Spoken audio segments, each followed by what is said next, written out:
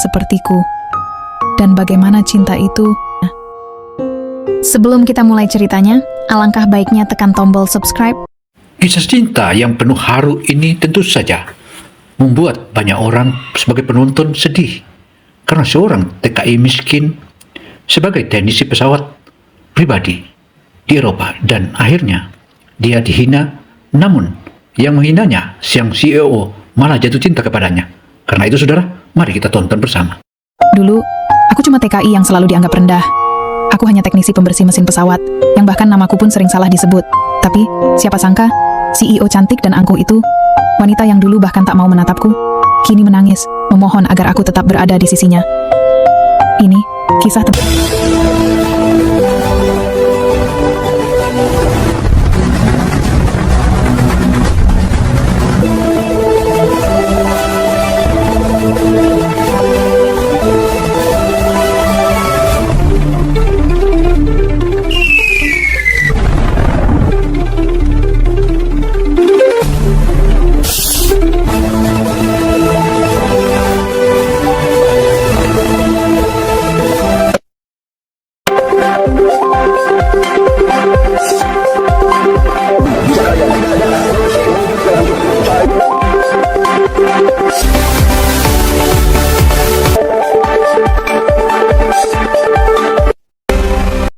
Jumpa lagi dengan Opini Gino Television Indonesia. Kali ini Opini Gino Television Indonesia mengisahkan atau memberikan kabar tentang percintaan seorang TKI miskin yang sebagai teknisi miskin yang awalnya direndahkan di Eropa, tetapi menariknya sang CEO yang menghinanya dan juga pacarnya akhirnya bertengkar dan kembali jatuh cinta sama TKI tersebut.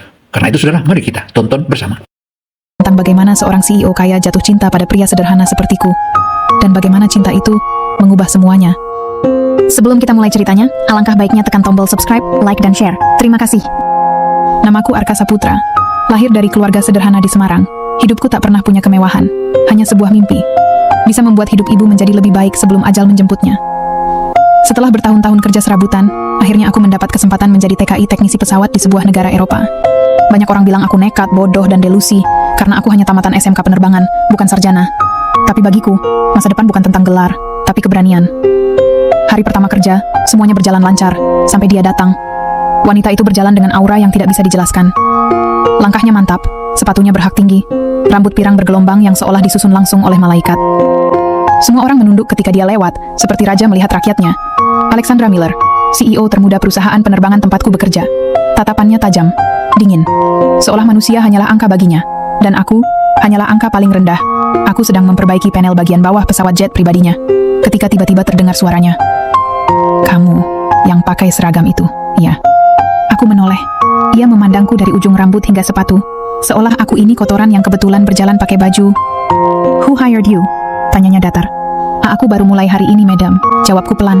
Ia tidak menjawab, hanya mendekat, lalu menatap sistem avionik yang kubuka. Are you sure you know what you're doing? This aircraft costs more than your entire village. Beberapa orang di sekeliling tertawa kecil. Aku terdiam. Bukan karena sakit hati, tapi karena benar. Dia tidak salah. Nilai jet itu mungkin bisa membeli hidupku 3 kali, tapi harga diri tidak bisa ditukar uang. Aku menegakkan tubuh dan berkata pelan namun tegas. Kalau saya tidak tahu apa yang saya lakukan, pesawat Anda akan jatuh saat terbang, madam. Semua langsung diam. Bahkan suara angin pun terasa berhenti. Alexandra menatapku lama, lalu tersenyum kecil. Senyum menghina.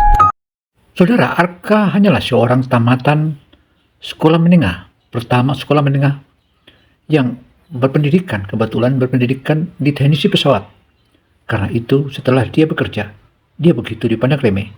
Yang dilihat adalah detail dan juga angka-angka, bahkan yang dihitung adalah kaya yang miskin sama dengan sampah. Demikian penilaian mereka. Berani juga kamu. Kita lihat nanti, apakah kamu sekadar sok pintar atau memang berharga. Ia lalu berjalan pergi tanpa menoleh lagi, seolah aku hanya batu kecil yang ia injak. Beberapa jam kemudian, pesawat Alexandra dijadwalkan uji terbang internal. Aku diminta ikut sebagai teknisi pendamping, meski posisi itu biasanya hanya diisi teknisi senior. Di dalam pesawat, suasananya mewah luar biasa. Sofa kulit, dinding kaca elegan, aroma parfum mahal. Jauh dari dunia tempatku berasal. Alexandra duduk di depan, menyesap wine sambil membaca dokumen. Tidak sedikit pun ia melirik ke arahku. Pesawat lepas landas. Awalnya semua berjalan normal, hingga tiba-tiba panel indikator avionik error. Lampu berkedip merah, alarm berbunyi. Pilot mulai panik. System malfunction, controls not responding. Saudara, begitu alarm berbunyi dalam pesawat tersebut, pilotnya langsung panik. Dan dia mengatakan bahwa kita dalam kondisi bahaya. Sementara Arka langsung bangkit dan bekerja hingga melakukan tindakan-tindakan yang tentu saja tindakan itu yang sudah dipelajari di sekolahnya. Meski begitu, itu belum dihitung. Tetapi, karena hal itu adalah hal yang sangat penting, maka itu jadinya penting. Aku langsung maju. Tepikan autopilot. Itu panel yang tadi ku benahi. Sistemnya belum sinkron. Pilot menatapku ragu. Aku tidak percaya pemula. Aku memelototinya. Kalau kamu tidak mau mati, ikuti omonganku. Pilot akhirnya menuruti. Aku buka panel. Tanganku gemetar bukan karena takut, tetapi karena semua bergantung padaku. Jika aku gagal, bukan hanya karier, tapi nyawa yang melayang. Aku sambungkan ulang modul data manual, bypass emergency, lalu menekan tombol reset sekuensial. 1 detik, 2, pesawat mulai stabil, alarm berhenti, pilot menghela napas keras. Dan untuk pertama kalinya, Alexandra menatapku bukan dengan hinaan, tapi keterkejutan. Ia bangkit, berjalan mendekat, dan berkata pelan, "You saved my aircraft." Aku mengangguk. Saya cuma melakukan pekerjaan saya. Ia menatapku lagi. Kali ini lebih lama. Bukan hanya matanya yang berbicara, tapi juga takdir.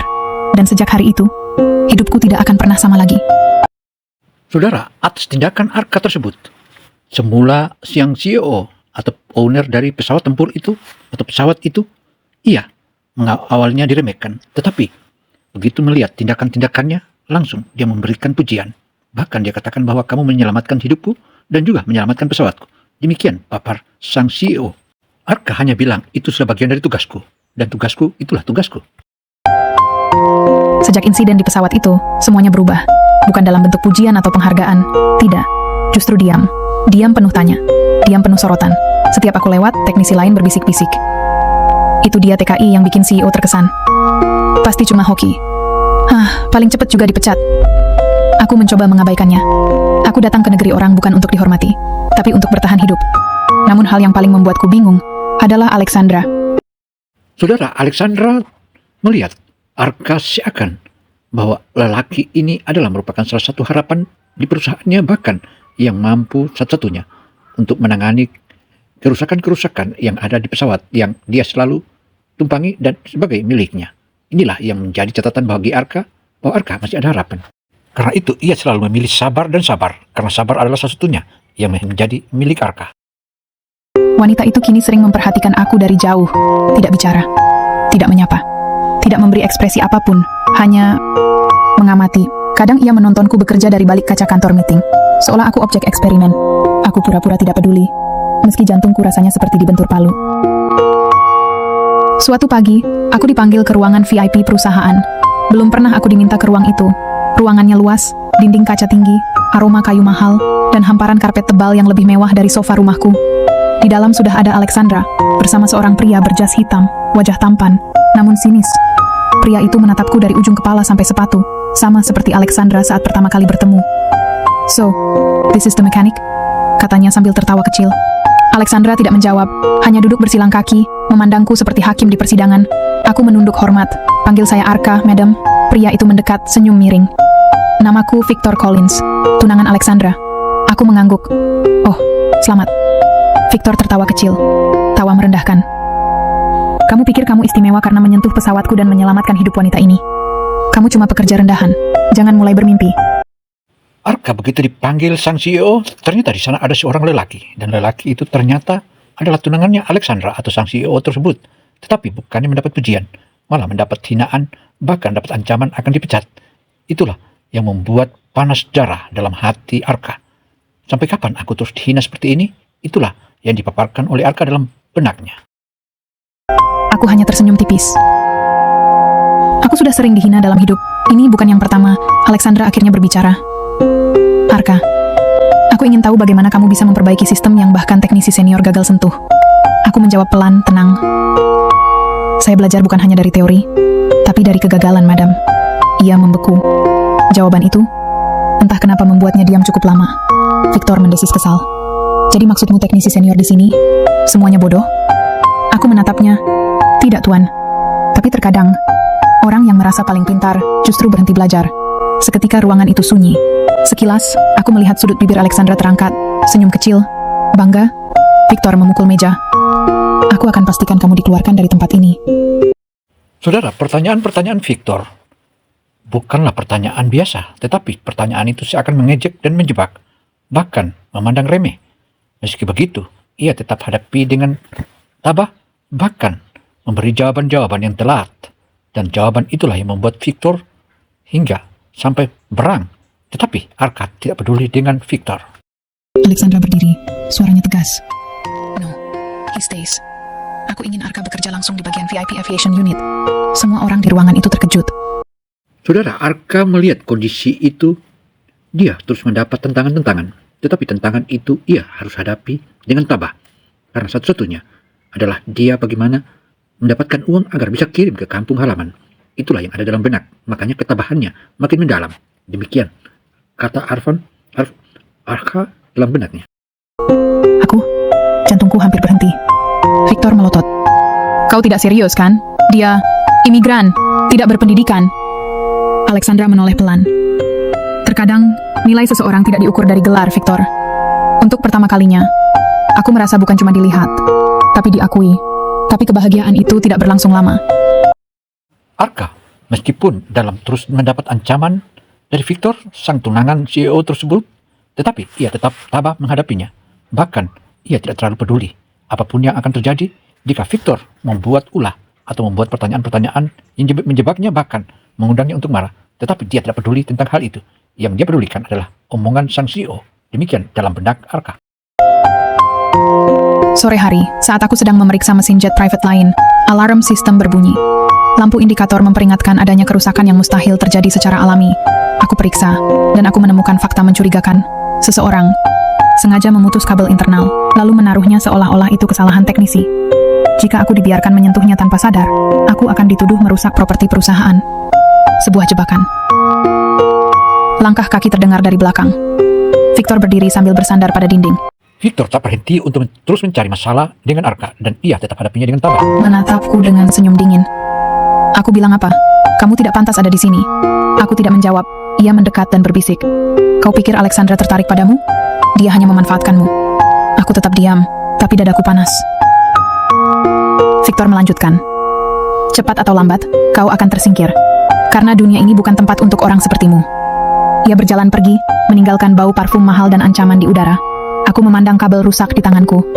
Dan di saat itu, aku sadar, aku bukan hanya sedang bekerja di negeri orang. Aku sedang berada dalam perang. Perang diam, antara harga diri, status, dan cinta yang mulai tumbuh tanpa izin. Dan entah kenapa, Saudara, Alexandra makin jatuh cinta. di tengah semua itu, wajah Alexandra terus muncul di pikiranku, dingin, sombong, tajam. Tapi ada sesuatu di matanya tadi ketika ia mengatakan, he stays. Sesuatu yang bukan sekadar keputusan, tapi awal takdir. Sejak kejadian sabotase itu, suasana kerja berubah. Beberapa teknisi mulai menjaga jarak dariku, seolah aku membawa masalah. Sebagian lagi menatapku dengan campuran iri dan kebencian. Tapi aku tidak peduli, aku punya tujuan. Aku punya ibu yang sedang sakit di rumah. Dan aku punya janji pada diri sendiri, bahwa aku tidak datang sejauh ini hanya untuk pulang dengan kegagalan. Namun ada satu hal yang sulit aku abaikan. Alexandra. Saudara, Arka melihat kondisi itu. Makin penasaran, bahkan dia semakin tekun untuk bekerja. Dan ketekunan itulah yang makin mendapat pujian dari sang CEO. Sementara yang lain malah ada yang cemburut, termasuk tunangan. Alexandra juga turut menghina. Inilah yang menjadi persoalan. Semua itu Arka tetap tabah menghadapi segalanya. Karena harapannya masih ada di hari esok. Sikapnya padaku berubah meski tidak mencolok. Ia mulai memberikan tugas langsung padaku. Kadang lewat pesan singkat, kadang lewat James, asistennya. Sederhana, tapi terasa berbeda. Seolah setelah insiden pesawat itu, ia mulai melihatku bukan sebagai pekerja, tapi sebagai seseorang. Hari itu cuaca buruk, salju turun deras. Angin menggigit seperti serigala lapar. Para staf mulai pulang lebih awal. Tapi aku tetap di hanggar, menyelesaikan pengecekan jet darurat yang rencananya dipakai besok. Jam menunjukkan pukul 23.47 ketika pintu hanggar terbuka. Aku berhenti bekerja, langkah sepatu hak terdengar lambat. Namun pasti, Alexandra masuk, mengenakan mantel panjang berwarna abu-abu. Rambut pirangnya sebagian tertutup salju. Ia berdiri beberapa meter dariku. Kamu masih bekerja? Suaranya datar. Aku mengangguk. Saya belum selesai, madam. Ia mendekat perlahan. Kamu selalu seperti ini. Aku tersenyum kecil. Kalau bukan saya yang kerja keras, maka hidup saya tidak akan berubah. Alexandra terdiam. Tatapannya berbeda. Bukan tatapan bos, tapi manusia. Kenapa kamu datang ke negara ini, Arka? Pertanyaan itu seperti menusuk bagian terdalam diriku. Saudara, pertanyaan-pertanyaan tajam yang dilakukan oleh Alexandra dan Victor makin membuat dia harus hadapi dengan tabah. Dan dia harus persiapkan mental. Serta dia harus tunjukkan sesuatu agar mereka bisa manut dan bisa mempercayai bahwa dia bukanlah teknisi biasa, tetapi dia adalah teknisi jenius. Aku menatap lantai, lalu menjawab pelan. Karena ibu saya sakit dan butuh biaya. Karena saya tidak ingin hidup saya berhenti hanya karena saya lahir dari keluarga miskin. Alexandra terdiam lama. Lalu suaranya terdengar lebih lembut. Hampir tak percaya. Tidak semua orang berani mengaku bahwa mereka miskin. Kebanyakan malu. Aku menatapnya. Pendidikan boleh rendah, uang boleh sedikit, tapi harga diri tidak boleh hilang. Detik itu, sesuatu berubah di wajahnya. Tatapan sombong itu melembut. Untuk pertama kalinya, aku melihat Alexandra sebagai manusia, bukan CEO dingin bermata baja. Namun, momen itu tidak berlangsung lama. Tiba-tiba generator hanggar padam karena badai salju, lampu mati, suasana gelap, udara mulai dingin menusuk tulang. Saudara, kedatangan Alexandra ke hanggar itu membuat makin semarak. Bahkan ironinya lagi, bahkan seakan direstui oleh Allah Subhanahu wa Ta'ala. Tiba-tiba badai salju makin mengeras dan makin kuat hingga terpaksa mereka terjebak dalam gedung tersebut. Aku segera memeriksa unit pemanas cadangan. Tidak berfungsi. Jika ini dibiarkan, suhu ruangan bisa jatuh di bawah -5 derajat. Aku menoleh. Alexandra berdiri memeluk tubuhnya. Tubuhnya mulai menggigil. Tanpa pikir panjang, aku melepas jaket tebal kerjaku dan menyampirkannya ke pundaknya. Ia terkejut. Kamu, apa yang kamu lakukan? Saya tidak bisa membiarkan Anda membeku. Alexandra menunduk, seperti melawan sesuatu dalam dirinya. Kamu seharusnya menjaga jarak, Arka. Aku menjawab pelan, tanpa ragu. Saya hanya melakukan hal yang benar. Keheningan kembali jatuh. Aku duduk di lantai dekat mesin jet, menyalakan lampu senter kecil. Alexandra akhirnya duduk di sebelahku, masih membungkus dirinya dengan jaketku. Anehnya, dunia terasa lebih sunyi dari sebelumnya. Kami hanya mendengar angin, suara napas, dan detak jantung kami sendiri. Lalu, perlahan, ia menoleh padaku.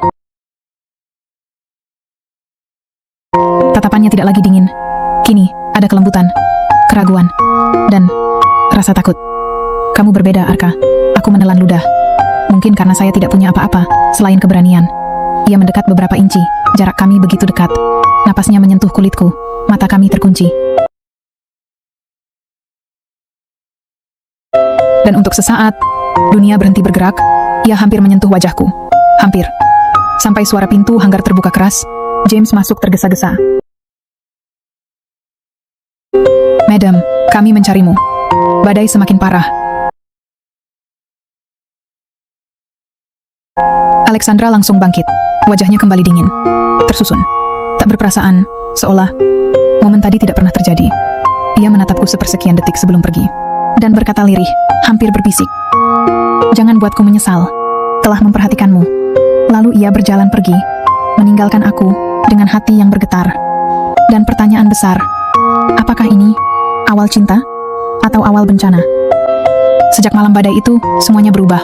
Bukan perlahan, tetapi seperti ledakan. Alexandra tidak lagi memandangku sebagai bayangan pekerja, tetapi sebagai kehadiran yang tidak bisa ia abaikan. Ada jarak, tapi bukan karena benci, melainkan karena ada sesuatu yang tidak seharusnya ada, tapi kini sudah tumbuh. Namun dunia tidak suka hal-hal seperti itu. Keesokan harinya, saat aku masuk area hanggar, semua orang memandangku aneh. Bukan sekadar tatapan, tapi seperti melihat skandal hidup. Bisikan terdengar jelas. Dia yang bersam. CEO semalam terkunci di hanggar dengannya.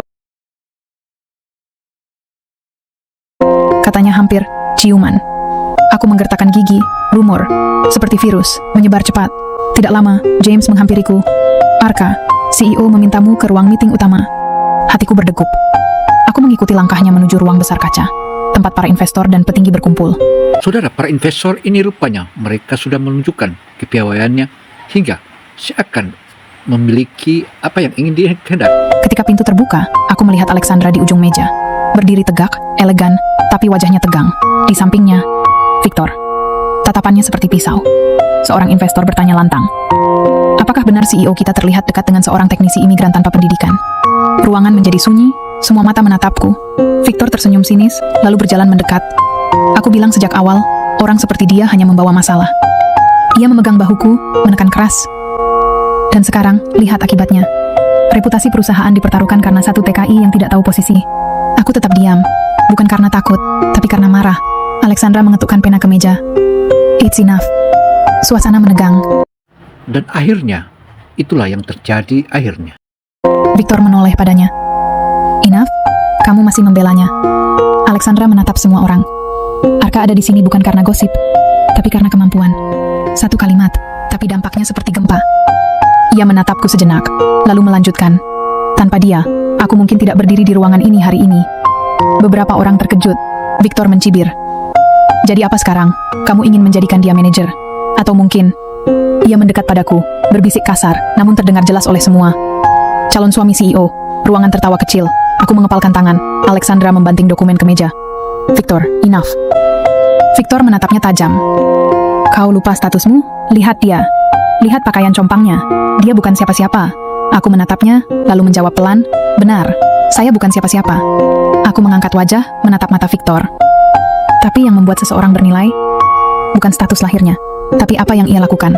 Ruangan terdiam, aku menoleh ke Alexandra. Dan saya bangga bisa menyelamatkan nyawa CEO perusahaan ini, meski saya hanya TKI. Alexandra memejamkan mata sesaat, entah menahan emosi atau sesuatu yang lain. Victor tertawa dingin. Bagus, kalau begitu mari uji kemampuanmu lagi. Ia menekan remote di meja. Di layar besar muncul rekaman CCTV sabotas kabel pesawat. Entah bagaimana rekaman itu menunjukkan aku yang seolah memotong kabel. Ruangan bergemuruh. Aku terkejut. Itu editan. Victor tersenyum puas. Sekarang jelaskan, pahlawan. Aku membuka mulut, tapi Alexandra tiba-tiba berbicara. Stop. Ia mengambil tablet dan menyambungkan file lain ke layar. CCTV dari sudut berbeda, yang memperlihatkan Victor lah yang memotong kabel.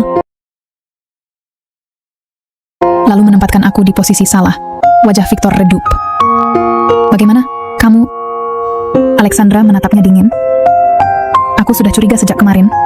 Investor mulai marah. Ini percobaan sabotase. Kamu membahayakan nyawa CEO dan kru. Victor mundur. Panik. Aku hanya... Alexandra mengambil napas panjang. Suaranya dingin, memotong udara. Victor Collins, mulai detik ini, kamu bukan lagi bagian dari perusahaan. James memanggil keamanan. Victor ditarik keluar sambil berteriak. Semua ini gara-gara pria rendahan itu. Kau akan menyesal, Alexandra. Kau akan... Pintu menutup keras. Suara Victor lenyap. Ruangan sunyi. Alexandra menatapku. Bukan sebagai atasan kepada bawahan, tapi sebagai seseorang yang telah memilih sesuatu, atau seseorang. Ia berjalan mendekat. Langkahnya pelan, tapi pasti. Saat berdiri tepat di depanku, ia berbisik pelan, nyaris tidak terdengar. Aku tidak salah menilai kamu.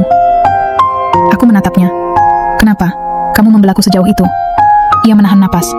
Ada ketakutan di matanya, ketakutan akan jawabannya sendiri. Karena aku tidak ingin kehilanganmu. Dada ini bergetar. Aku ingin menjawab, tapi aku takut. Takut karena dunia baru saja berubah. Takut karena jarak sosial, status, dan masa lalu menatapku seperti jurang gelap. Namun saat ia menatapku lagi, aku tahu sesuatu. Ini bukan lagi sekadar hubungan kerja. Ini adalah awal perang antara cinta dan kekuasaan. Sejak hari pertemuan itu, hidupku bukan lagi sekadar bekerja dan bertahan. Kini, aku berada di tengah badai yang tidak terlihat. Badai antara cinta, ambisi, dan reputasi.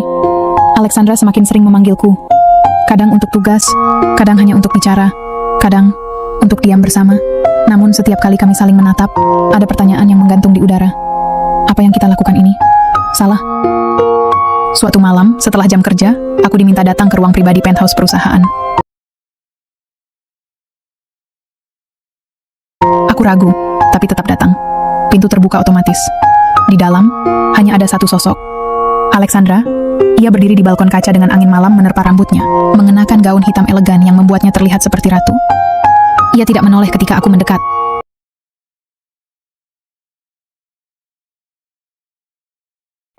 Arka, kamu tahu tidak? Semua orang menganggapku sempurna. Cantik, kaya, pintar. CEO muda yang tak pernah kalah. Ia tertawa kecil, tawa yang pahit. Tapi mereka tidak tahu, aku kesepian. Aku menatapnya perlahan. Kesepian, bukan karena tidak ada orang, tapi karena tidak ada yang melihatmu sebagai manusia, bukan ikon. Ia akhirnya menoleh, matanya berair, tapi tidak jatuh. Kamu satu-satunya orang yang berani berbicara padaku tanpa rasa takut. Tanpa menjilat, tanpa mengemis, tanpa berpura-pura. Ia mendekat hingga jarak kami tinggal beberapa sentimeter. Dan itu membuatku takut. Aku berbisik pelan. Takut jatuh cinta, ia menghela napas.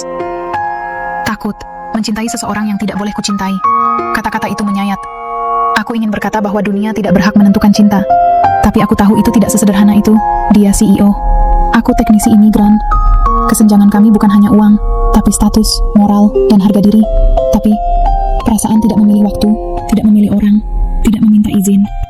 Beberapa hari kemudian, sebuah acara besar digelar. Gala Investor Internasional. Gedung penuh dengan orang berdasi, selebritas, dan miliarder. Aku hadir sebagai kru teknis, bukan tamu. Namun mataku terus mengikuti Alexandra. Ia tampak luar biasa. Gaun perak memantulkan cahaya. Tersenyum pada semua orang. Tapi senyum itu kosong.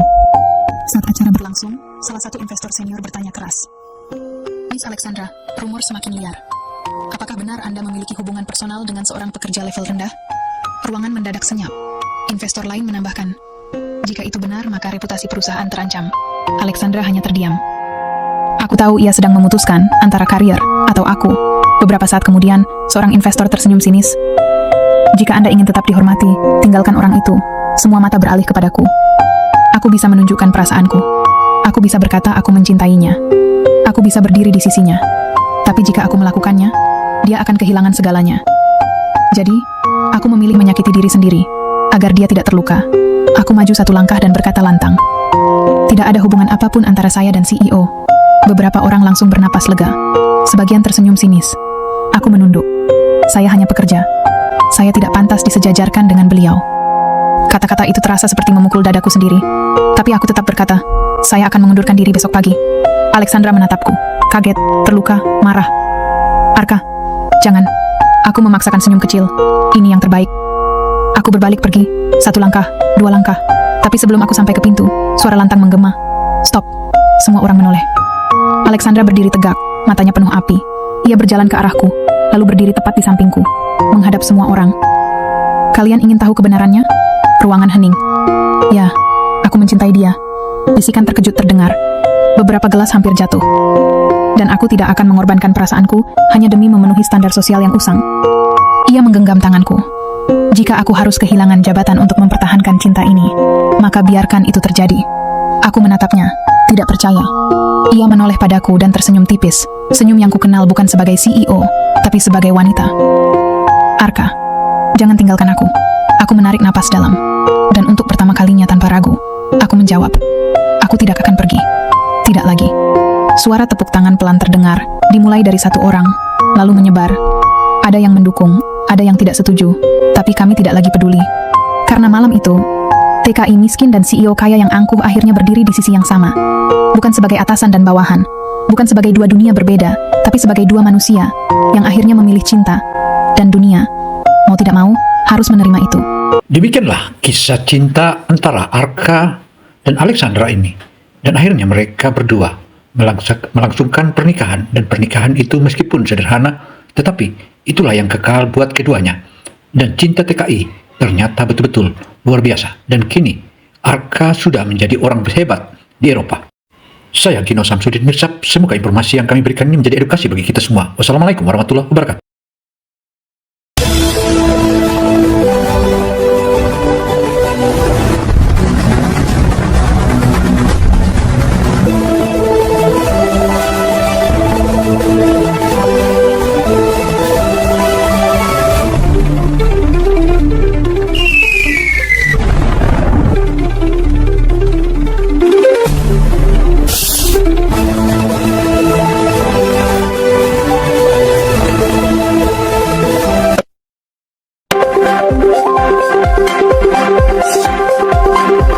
Jika yang tidak ada,